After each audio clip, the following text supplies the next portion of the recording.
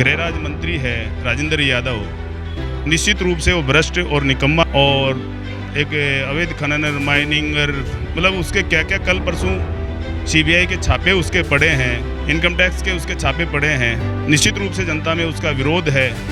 वहाँ गुंडागर्दी हो रही है, गोलियां चल रही हैं, अवैध हथियार मिल रहे हैं। प्रशासन पूरी तरह गृह राज्य मंत्री के कब्जे में है और वो उनका पक्ष लेता है। उनके राहुल गांधी जी आए थे, आप सब लोगों ने देखा था, उनकी सारी कुर्सियां खाली पड़ी थी। आज पूरे विश्व में हमारे नरेंद्र मोदी जी का डंका बज रहा है, ये सारा जनता के सामने है। राजस्थान में चुनावी बिसात बीत चुकी है और प्रधानमंत्री नरेंद्र मोदी के दौरे के बाद में केंद्रीय गृह मंत्री अमित शाह और राष्ट्रीय अध्यक्ष जेपी नड्डा का भी कल यहाँ पर दौरा हुआ। एक हम कह सकते हैं मैराथन बैठकों का दौर चला है। उसके बाद में सभी संभावित उम्मीदवार जो कल गृह मंत्री अमित शाह और राष्ट्रीय अध्यक्ष जेपी नड्डा से मिले, उन्होंने अपने अपने बायोडाटा उन्हें दिए हैं। हमारे साथ में इस समय कोटपुतली विधानसभा क्षेत्र से धूड़ सिंह शेखावत जी खड़े हैं, इनसे भी जानेंगे। सर, कल आप गृह मंत्री अमित शाह आए थे, जेपी नड्डा जी आए थे, आप सभी लोग आप उनसे मिले, तो आपके पास में क्या फीडबैक आ रहा है इस समय? देखो, हम तो उन्होंने जो कहा है मोदी जी की रैली के बाद में निकल के आया कि भारतीय जनता पार्टी जो पूर्ण बहुमत में आएगी, जिस प्रकार से भारतीय जनता पार्टी के लोगों को जनमत मिल रहा है। और मैं भी कोटपुतली से मेरे प्रत्याशी का बायोडाटा उसमें पेश किया है और निश्चित रूप से राजस्थान में हमारा कमल खिलेगा। मैं भी उसका भारतीय जनता पार्टी के कार्यकर्ता हूँ और जिला परिषद मेंबर भी रहा हूँ पहले, और निश्चित रूप से मैं भी उम्मीद रखता हूँ भारतीय जनता पार्टी का प्रत्याशी बनूँ, लोगों के बीच में जाऊँ और कमल खिलाऊँ कोटपुतली विधानसभा से। कई सालों से वहाँ पर बीजेपी को हार का मुंह देखना पड़ा है, तो इस बार क्या लग रहा है आपको? इस बार निश्चित रूप से वहाँ कमल खिलेगा और भारतीय जनता पार्टी भारी बहुमत में जीत करके वहाँ से निकलेगी और निश्चित रूप से राजस्थान में भारतीय जनता पार्टी की सरकार बनेगी। आपको क्या लगता है कि इतने वर्षों से जो बीजेपी को वहाँ पर जीत नहीं मिल पा रही है, तो क्या प्रमुख कारण रहे?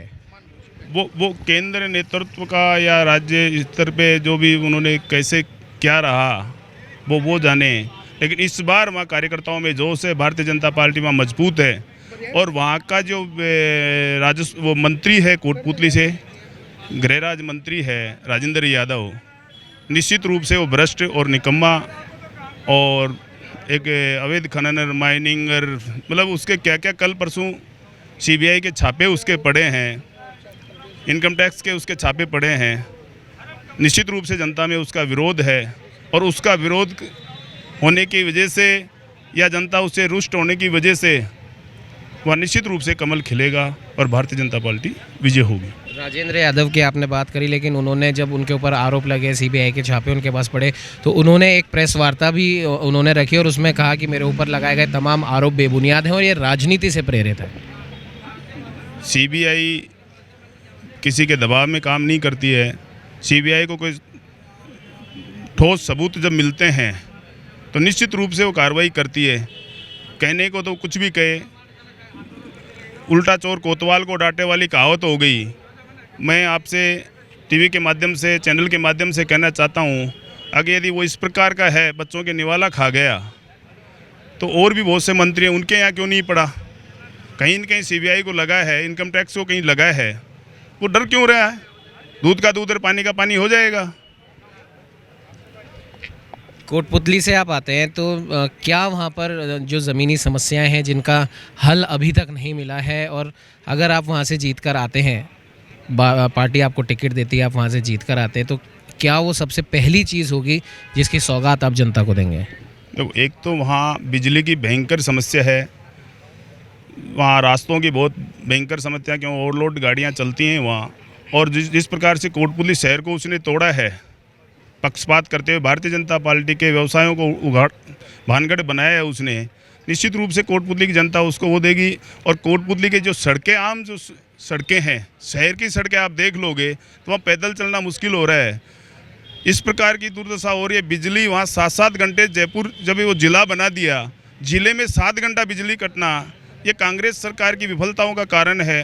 और जिस प्रकार से वहाँ अपराध बढ़ रहे हैं, वहाँ गुंडागर्दी हो रही है, गोलियां चल रही हैं, अवैध हथियार मिल रहे हैं और प्रशासन पूरी तरह गृह राज्य मंत्री के कब्जे में है और वो उनका पक्ष लेता है। जीतने के बाद में वहाँ जो स्थिति होगी, एक तो कानून व्यवस्था ठीक होगी, भारतीय जनता पार्टी कानून व्यवस्था पे पूरा ध्यान रखती है, और एक ये रास्ते, बिजली, किसानों के फायदे, ये सारी चीज़ें वहाँ होगी। लेकिन जिस हिसाब से आप कह रहे हैं मुख्यमंत्री साहब हो या फिर कांग्रेस सरकार है, वो तो आपके जो दावे हैं उनसे उल्टी ही बातें सुनाई में आ रही है। मुख्यमंत्री कहते हैं कि हमने तो चहुँ और हमने विकास किया है, बिजली हो, पानी हो, सड़क हो। अपराध की आपने बात करी, वहाँ अपराध बढ़ रहे हैं, लेकिन मुख्यमंत्री तो कहते हैं कि अपराध नियंत्रण में है राजस्थान में। महिलाओं पे रोज़ कितने बलात्कार हो रहे हैं, ये पूरे राजस्थान की जनता को पता है।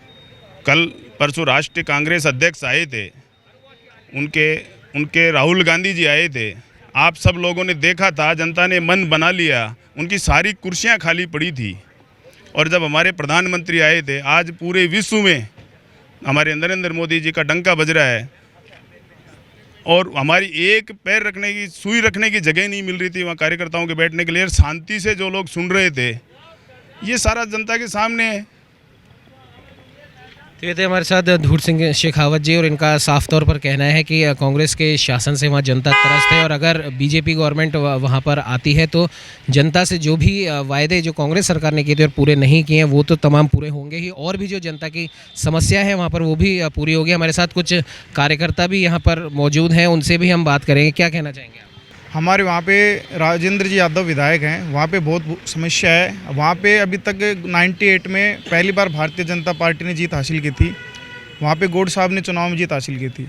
उसके बाद ना तो भारतीय जनता पार्टी को चुनाव में विजय मिली है, सभी कार्यकर्ताओं में निराशा है। इस बार कार्यकर्ताओं में जोश है। हमारे कोटपुतली विधानसभा से धूड़ सिंह जी हैं, जो 36 कौम के प्रत्याशी हैं, और वो इस बार मेहनत कर रहे हैं, अच्छी मेहनत कर रहे हैं, सभी गाँवों में दौरे कर रहे हैं, सभी गाँवों में उन्हें अपार समर्थन मिल रहा है। तो इस बार उम्मीद है यदि धूड़ सिंह जी को टिकट मिलती है तो कोटपुतली में ऐतिहासिक जीत होगी, और इस बार कमल खिलेगा। जो कार्यकर्ताओं को निराशा लग रही है कि भारतीय जनता पार्टी के कार्यकर्ता जो निराश होकर बैठे हैं, उनमें एक जोश आएगा, और ताकि हम भारतीय जनता पार्टी की सरकार बनाएं।